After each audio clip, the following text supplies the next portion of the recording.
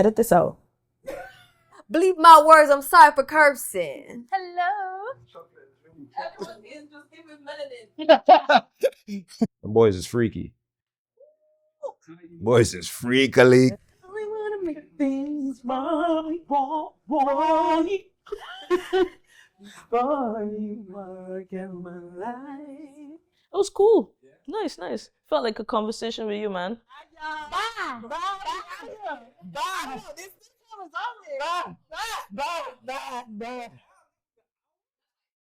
I am Chadell Andrea Phillip. My name is Aiks. I'm Krissa. My name is Rachel, but everybody calls me Rae. In your own words, what does music mean to you?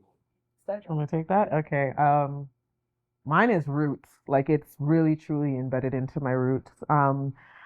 I started playing piano at 4. I was classically trained all the way up, but it wasn't that gave me the skill or the knack for how to operate in music. I would say that it was my ear. I have perfect pitch, and if you haven't heard of that before, basically if you play a song, I can tell you what key it's in. It's literally my DNA. Music just means being vulnerable with life. Like, to have someone come and like give you a song for almost every emotion that you feel. There's a song for everything, whether it's rock, reggae, anything. It just means like being true to who you are and accepting that this is something that you're going to do. My relationship to music is a little bit different from hers. We have a significant age gap. So like with us being 6 years apart, like her upbringing with music and having that like, you know, creativity from when she was 4, to me, my big sister is a genius. So my parents kind of wanted to take me down the same route, but it just wasn't sticking for me. Like piano wasn't my thing. It was always singing though. Like I've always had an ear. I've always had a knack for music. It's always been a part of my life. It's a sense. It's a sense for me. Like, okay, that sounds really basic. We have obviously ears, eyes, nose, smell. But like music colors our life. Music gives you that soundtrack to your life. And, you know, you can say a song and the relationship you have to that song, and who you were and how you felt when you listened to it, you get to share that experience with someone else. And it's the same song, it's the same lyrics, but their relationship to that song and their experience and who they were when they heard it. You guys have to get to share stories of those experiences. And music has always been, for me... very spiritual, you know? It's like... crazy. It's very important to me. If not the most important thing in my life, you know? When I wake up, I'd be like, yeah, play some music. It's involved in everything I do, literally, you know? Going to school, I would never, like, I need headphones, you know? Like, I'll never want to leave my crib without my headphones. I'm like, it's gonna be a terrible day. When I wake up and I can't find them, I'm like, oh my God. So, like, yeah. Music is very spiritual to me, very important. It's like a way of life for me, you know? I always wake up, sometimes I'd be like, yo, if there was no music, I literally wouldn't want to be here. That's how important it is to me. You mentioned that you're a chef as well, so do you listen to music while you cook? Yes. Yeah, I do. It depends, like, you know? But then I like to listen to merengue when I cook, like Elvis Crespo, Cesaria, Evora. These are things that I grew up listening to with my grandma, you know? And I feel is like therapeutic for me when I cook. And it's not loud. It's very like, it's just vibey and I really love it.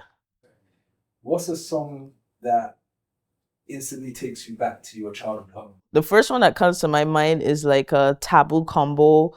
I'm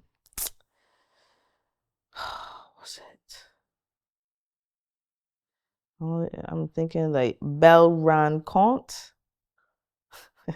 That's it. Taboo Combo, Belle Rencontre. That's the first thing. Big Girls Don't Cry by what's her name? Fergie. Yeah. American Estelle, American Boy. Candy.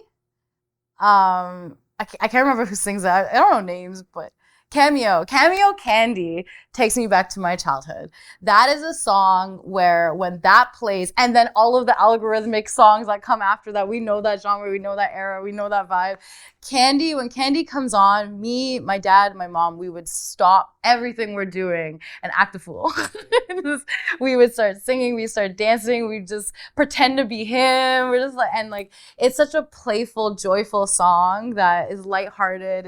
It's kind of a love song. Like, he's just, and that era of music, I think my dad's responsible for that one a little bit more, but like that era of music for me is my childhood. The music we had in our house, like my dad was like, he taught me, I remember I called him in university for a paper. I needed to talk about the origins of hip hop.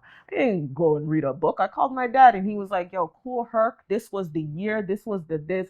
Like, he could tell you everything. He could give you examples. And so Curtis Blow and I'm trying to think of all of the names. Parliament Funkadelic, the Whispers, the Daz Band, the Gap Band. When you go British, we had the U2, we had Tears for Fears, like we mentioned. But then you would go reggae sometimes, not like the modern Beenie Man and them kind of thing, not dancehall, but like Stone Love, old school Jacob Miller, Tenement Yard type tracks, right?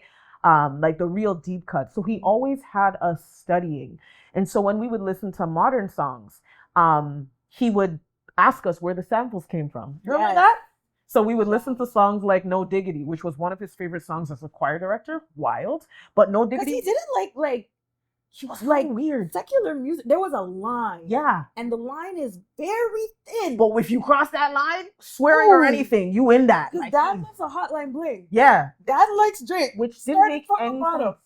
But God forbid I played a Nicki Minaj. You ain't getting it. You ain't getting it. But there was a certain cadence and stuff. So I remember one time we were listening to No Diggity. He was like, what's the sample? The sample was like Grandma's Hands or something. But it was a game like that we would play, which is funny because it's something that we do together now, right? We still do it where if we have a vibe in our head, it's like, what are the songs that can go on top of this from any genre? So it kept us open. But also because we were British, I felt like we got a lot of rock. Yeah, I love soft rock. Like, we got so much rock music. Like, Tears for Fears made me who I am. Yeah, like, and we stick at Tears for Fears because that was his favorite band, and it's low-key our favorite band too. Like, we don't play about Tears for Fears, but like, yeah, it was very diverse, and it allowed us to kind of have and prepared us for having a different outlooks on how you can approach music. Yeah. What's the song you used to love singing as a kid that you had no business singing or not? Honestly, Rompin' Shop. I feel like Vibes Cartel, Rompin' Shop. The lyrics are, So I remember this one time I was like going on this picnic, and I had like this CD player, and there's just this one bloody well song in it, and I listened to it for the whole bus ride. It's crazy, but I loved it. I'm like a chronic replayer of music. I was listening to it the other day, and I'm just like, yo, what the hell? Like, really took in what he was saying, Next, what's that song? Too Close? Yeah. Listen, I know we all know how old we all were when we were like singing that. I must have been 8. And my parents didn't have no business letting me listen to that because they were singing along with me. I don't even know if they deeped it either because I'm a lyric head, and that's one of the things that like my cousins and my uncles and all my family know is like I can listen to a song within like 2, maybe 3 times. I know the lyrics like that, at least the chorus and like a verse or 2. And so I know that song, but when that little poke coming through, I was like, wait, hold on, what? I was like, okay, I had no business, 8 years old, but we all were there. What's the last song you say? I think it was Do What I Say by K1. Listen. Can I check? I think it goes into a playlist. Okay, I know what mine is.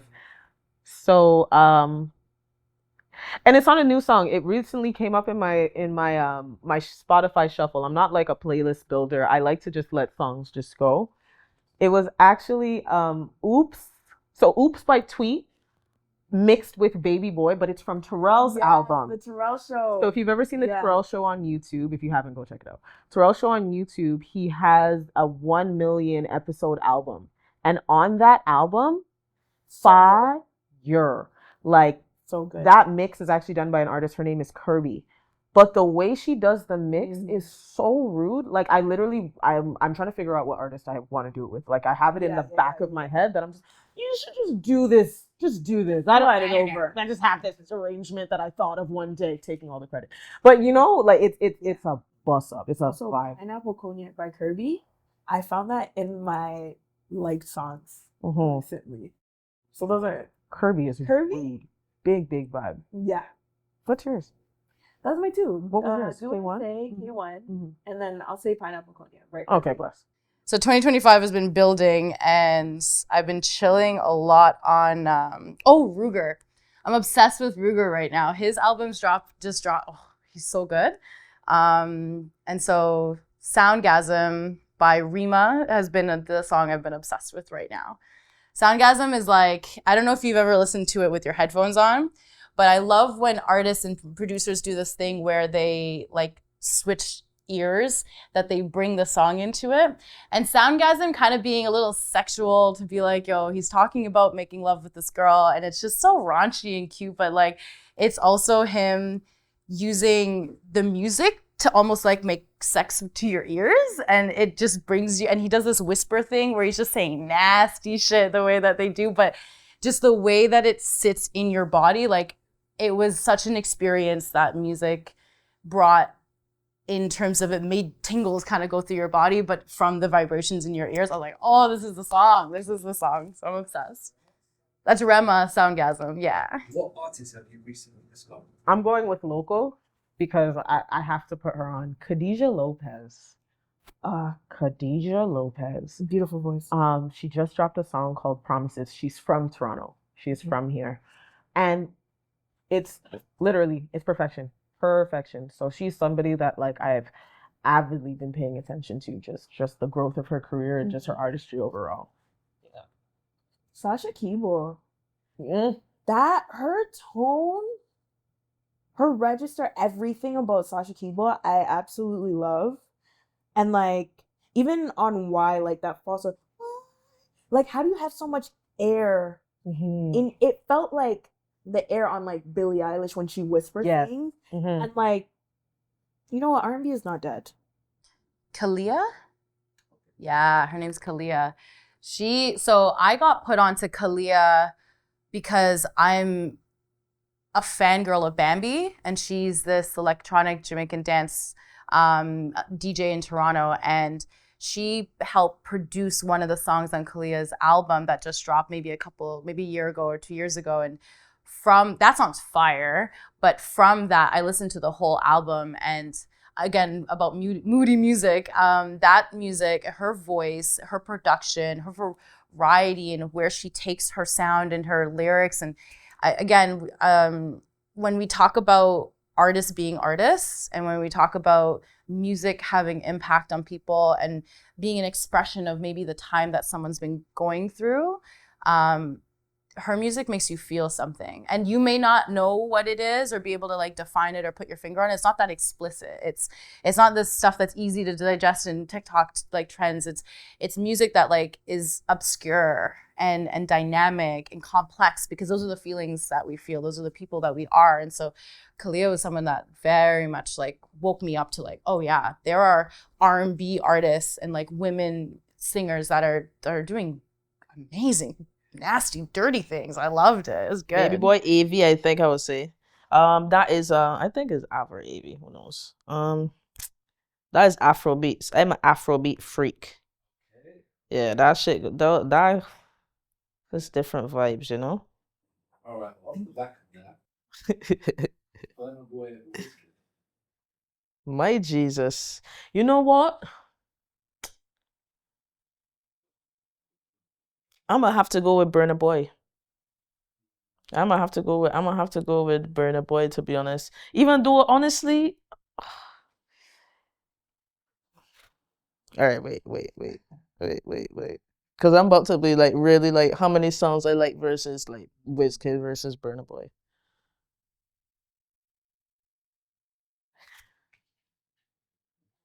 So I'm gonna have to change my answer. And I'm gonna say Wizkid because he got like more songs that like I like Burna Boy's energy and the vibe that he brings, but then like I like more of Wizkid's songs, like, you know what I mean? So to be honest, I'm gonna have to give it to Wizkid. You know, he got some tracks. Who is an artist that you think is majorly slept on? These aren't easy questions, sir. Jessie Reyez. She is majorly slept on, and that girl knows it too, because she's trying, and like she's been doing this, man. She's been outside. She's not asking anyone for permission. Her voice, I've never heard anything like it before. Her ability to rap, her ability to pour her heart out into what would feel and sound, and for the textbook feel like just like a classic pop track. It's like, no. Her fans die hard for her.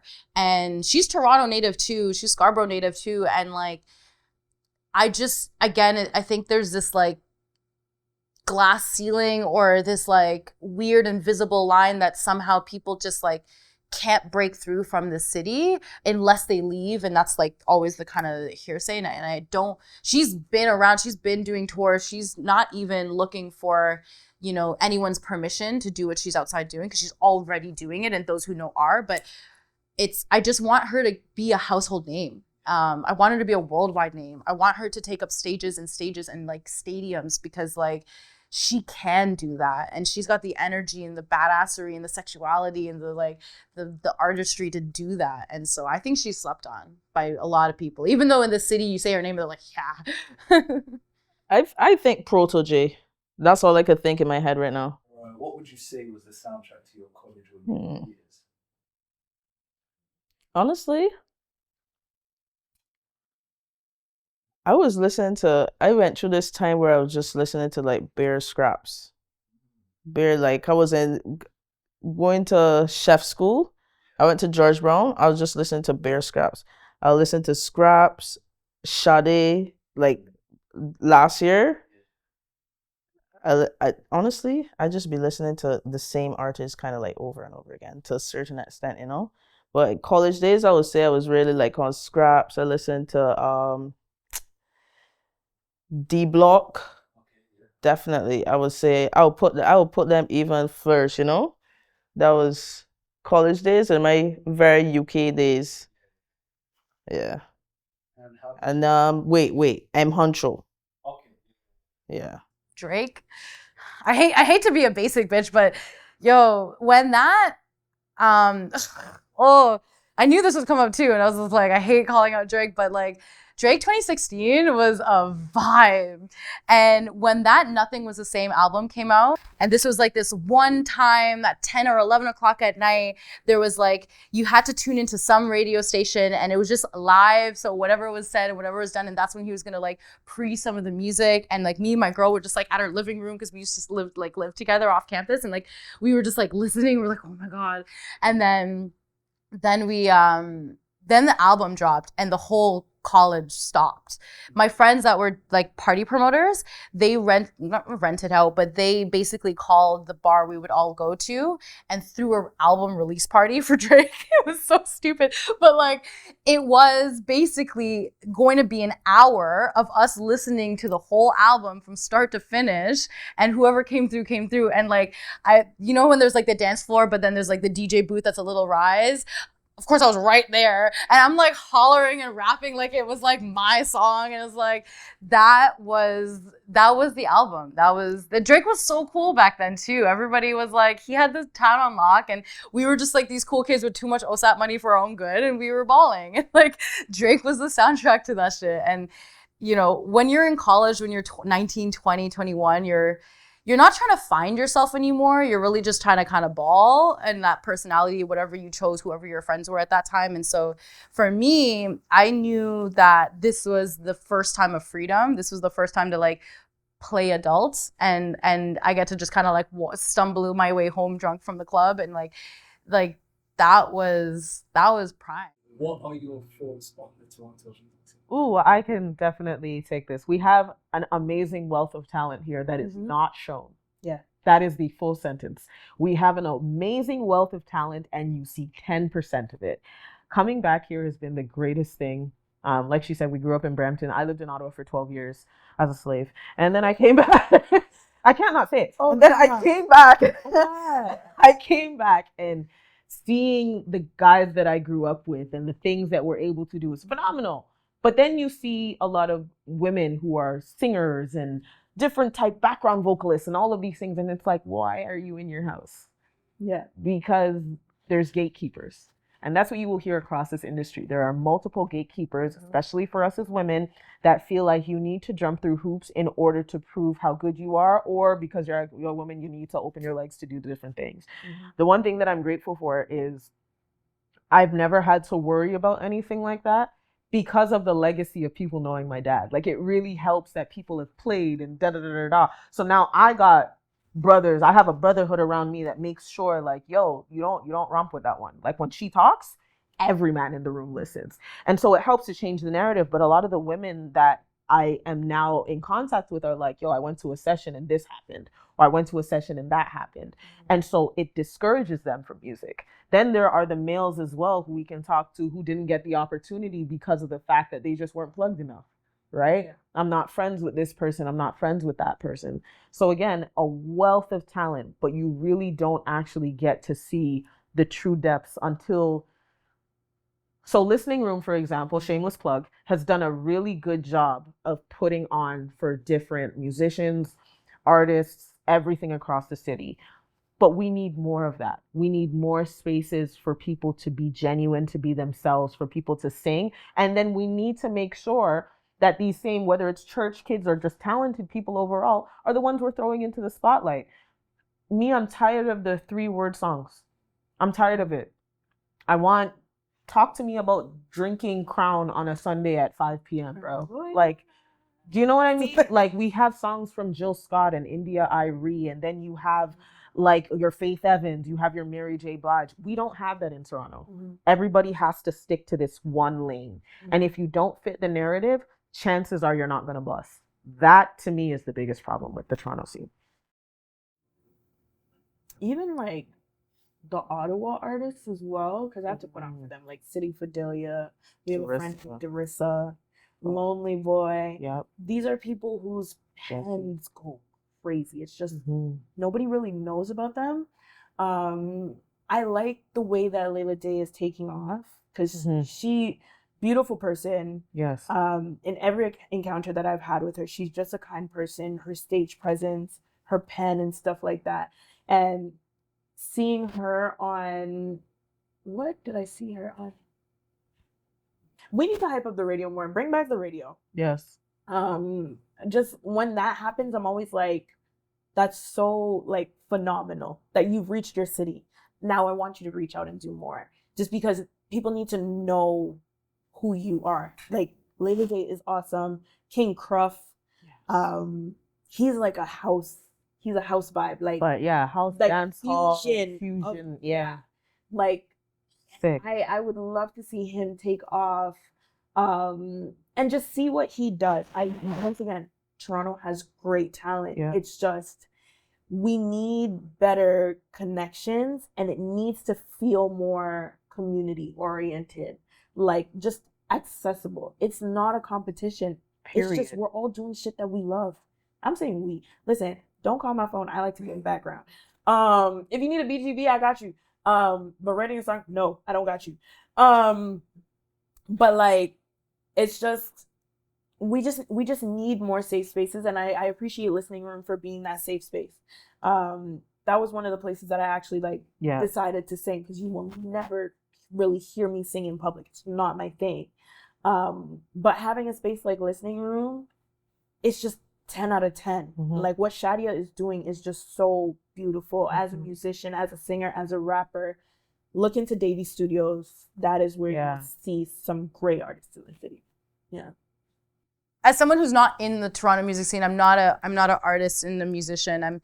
I go to concerts. I wish we had a venue that was strictly for Toronto artists. I want something that's not Rebel, not History, not Scotiabank. I know these bars and these clubs. I know there's great music. The Great Hall is amazing for a venue. We have amazing music venues in the city.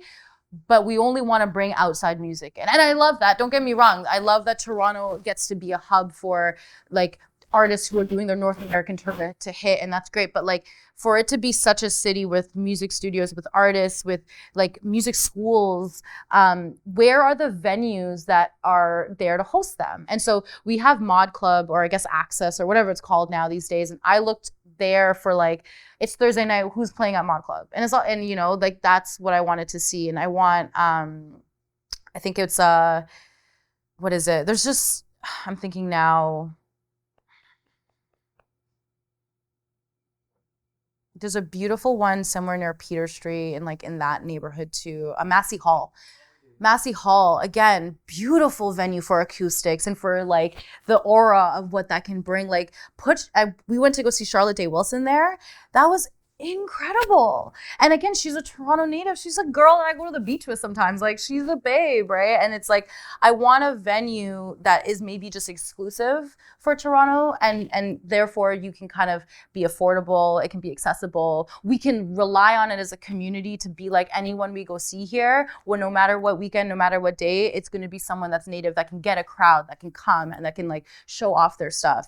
Otherwise, my friends that are artists, they have to sponsor themselves. They have to put themselves on, and they have to pay the rent and pay the things, and then what, right? They're hoping for the best, or they're asking for their friends and families to come on. Like one of my girls' husbands, he's in like a heavy rock mad metal band, like death metal, I'm pretty sure is the category that they call it.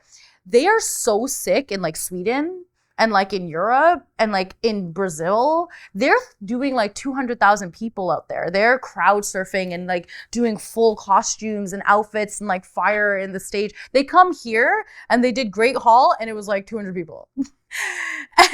And like if you came, it's because you knew them and you just wanted to finally see a concert, because they don't do concerts here. But yet they're always sold out, traveling and touring. And it's like, I don't know what it is about our city just not interested. And I think it's because we do have such a global touch on the world music, and they do come here. So we're just so caught up in the glamour of that. But I think that's like what I have to say about Toronto in terms of like what it could be done better, and like where we're missing, and like what maybe some of the problems are. Do you think you have a controversial music take? I have so many. A controversial music take?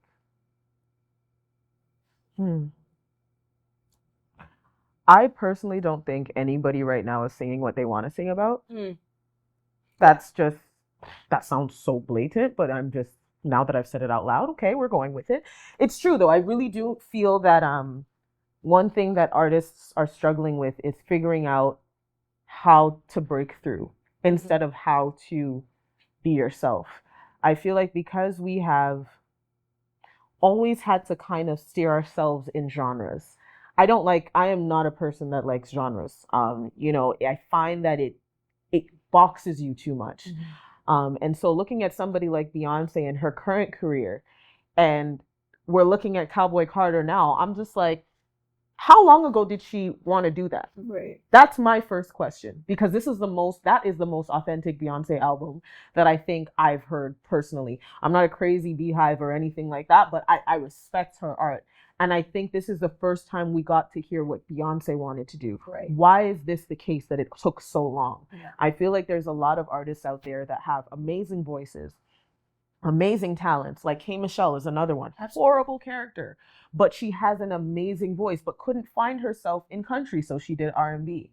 Would she probably have been more successful in a country lane? Absolutely. But because that's not targeted for us or her, whatever the narrative is, it's like you don't know how you're going to be able to basically make your art, live off of your art, and get the accolades that you want in the arenas that you want. I also think of the other side of people like a Doja Cat, who is just insane. You can't box her. What are you gonna do? You guys, like anybody that any award she wins is like a pop category. There's a reason for that. You can't do anything with her. You can't box her.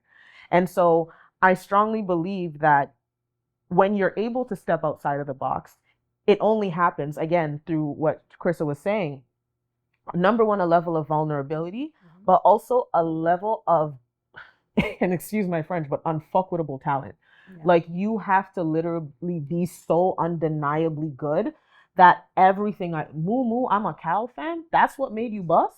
That's No, what seriously. are we like? You know what I'm let's saying? talk about it, and then You- finding out how much talent that she had. She plays drums. She plays piano. keys. She literally her. 13 instruments or something, if I'm not mistaken. Like she Yeah. plays a crazy amount of stuff. Yeah. And so you're sitting there and you're like, oh, I can't even. This is fun to you. You know what I mean? And I think once we're able to allow people to fully be themselves, whether you play everything or you play nothing, whether you, because the other side of this is the Esther Deans of the world, those who are sitting in the back, the Money Longs before Right. there's Money Long, Right. who have stupid, crazy pens, but because they don't look the part, act the part, whatever, their songs are now being taken as ghostwriters to push for these artists.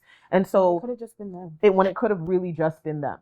Like there's a certain level of dishonesty in this game that I feel, and fraudulence, to be very honest, where you have to keep up a certain image in order to get where you have to get. And then once you get there, you can say, this is who I actually am. This is what I actually want to be. And I think that makes it hard as creatives. I think that's why a lot of creatives end up getting on drugs or losing their lives to different types of things, because of the fact that like you're trying to own up to this thing that you probably may or may not have ever wanted to do, but it got you money. What do you do when the thing you didn't want got you paid? Yeah. Oh, I'm supposed to answer too. You spit bars. I don't even. What was the question again?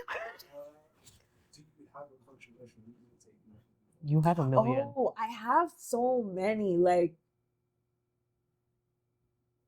I already talked about R&B not being the same. Mm-hmm. Oh, mine is okay. When an artist starts from the ground up, when I find like an underground indie artist and they blow up, I'm always so happy for them. Whatever, it's in line with what you're saying, what you I know where said. you're going. But like when they get big, it's happened to Megan Thee Stallion because when Meg Thee Stallion was an EP girl, chef's kiss. When she blew up, I'm like, this isn't the same hit that you had. Like, you're rapping to me about nothing right now. When SZA blew up, I love SZA to my heart. SZ, Control, those are my top 3 like bodies of work by SZA. She was great. SOS didn't hit for me. It was good. It had a couple of, I like Conceited, great song, but it's just like, once again, they're making music that appeals to the masses, and I'm sitting there and I'm like, this isn't you. This isn't the same. You don't look the same.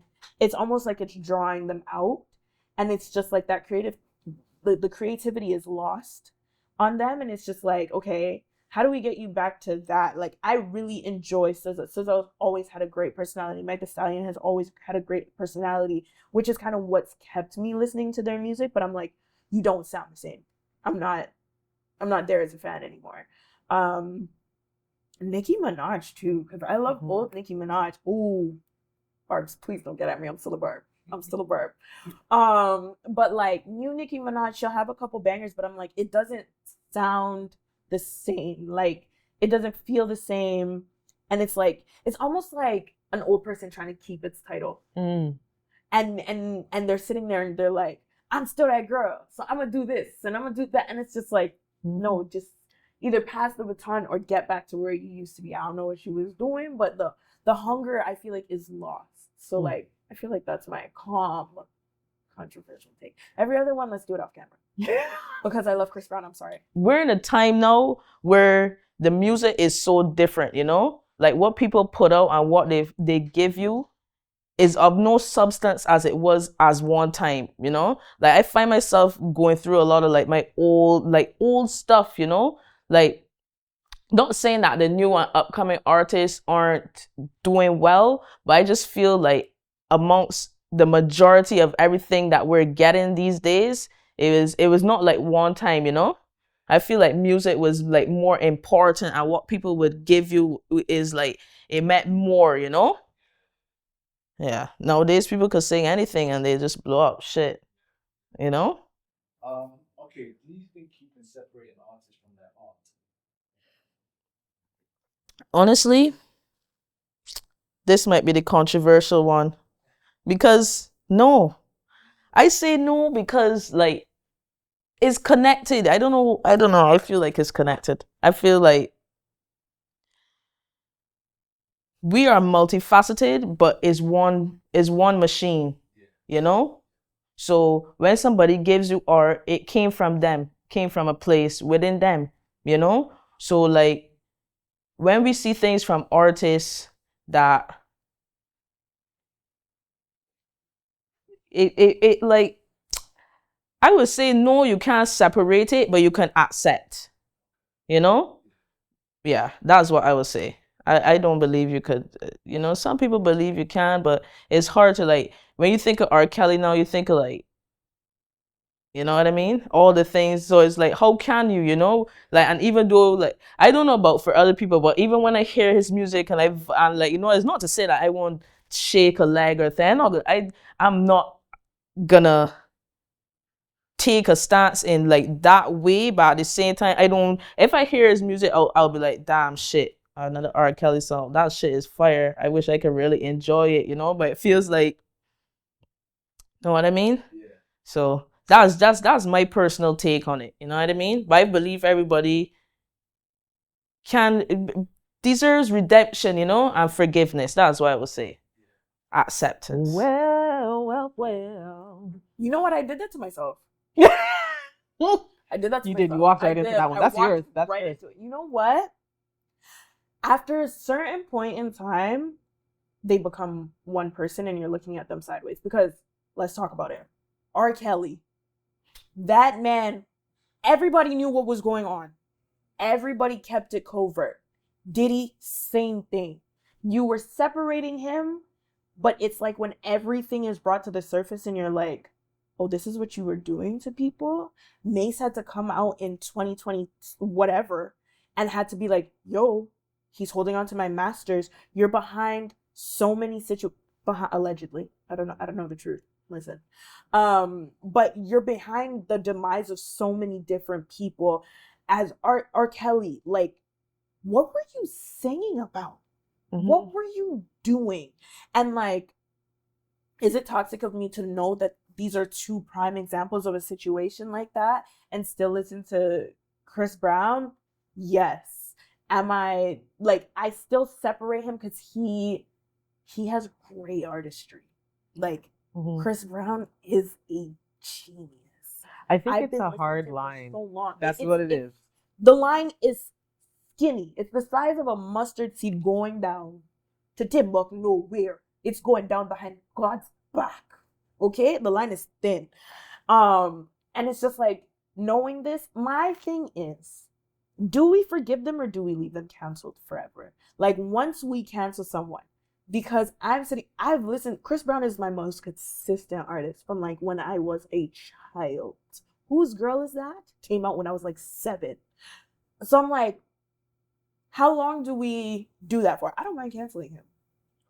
But we have to acknowledge his genius. And I think from a musician standpoint, it's a little bit different because you're analyzing the music. But some people you have to leave canceled because what they do is terrible. And I think that if I were to hear another story of Chris Brown being a terrible person, I think that's where I'm like, okay, yo, you gotta cut it out.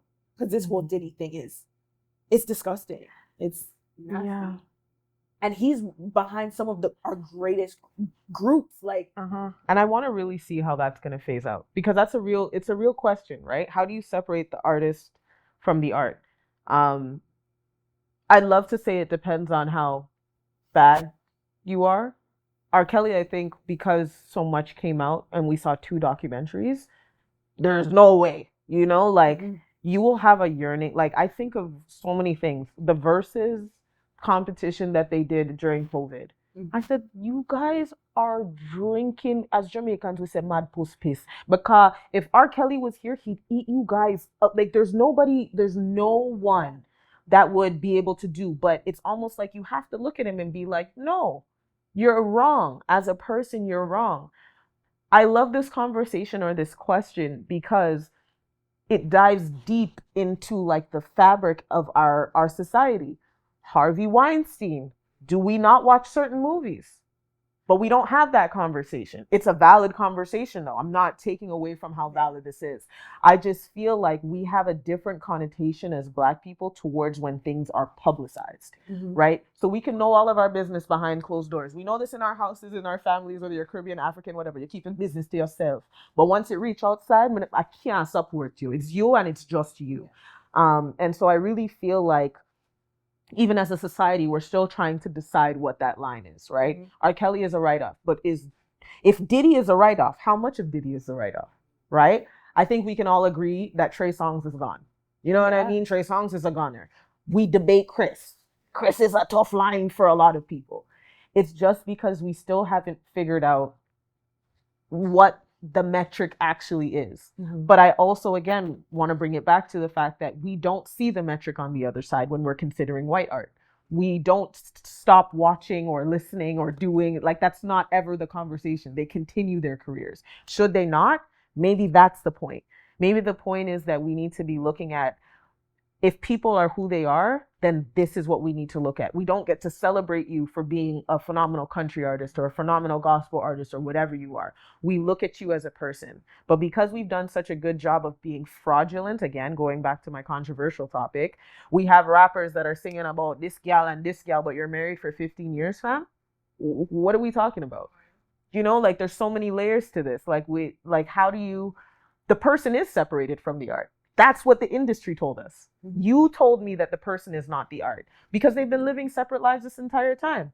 So now that it's in the public eye, we want to scream and act like, oh my goodness, I did. No, you knew. We can Wikipedia that Snoop Dogg has been married since, like, that's his high school shorty, bro. Like, what are we talking about? You know, so he's been Iggy Azalea. How many people have we heard rumors of this, that, and whatever, you know? So it's just interesting to see how we continue that conversation and that narrative, I guess I would say. Do you have songs that you think are generational songs that you will play to, like, your children? So take me as I am. Yeah, Mary J. I like some Mary J. Blige and thing, you know. She go hard. I feel like that's generational. I gotta raise my kids up on that, you know. She gotta live on, to be honest. I don't really play him too often, but when a Michael Jackson song drops, I'd be like, ooh, that's like my 10-year-old self dancing in the mirror, you know? What is your favorite gospel song to sing together? Oh, that's hard. What are you thinking? Coming on your part. That was so aggressive. Okay, go. Because the Lord is my shepherd, I have everything I need. He lets me rest in the meadow's ground, and he leads me beside the quiet streams. He restores my failing health, and he helps me to do what honors him the most. That's why I'm safe. That's why I'm safe. That's why I'm safe. Safe in his arms. We'll take that.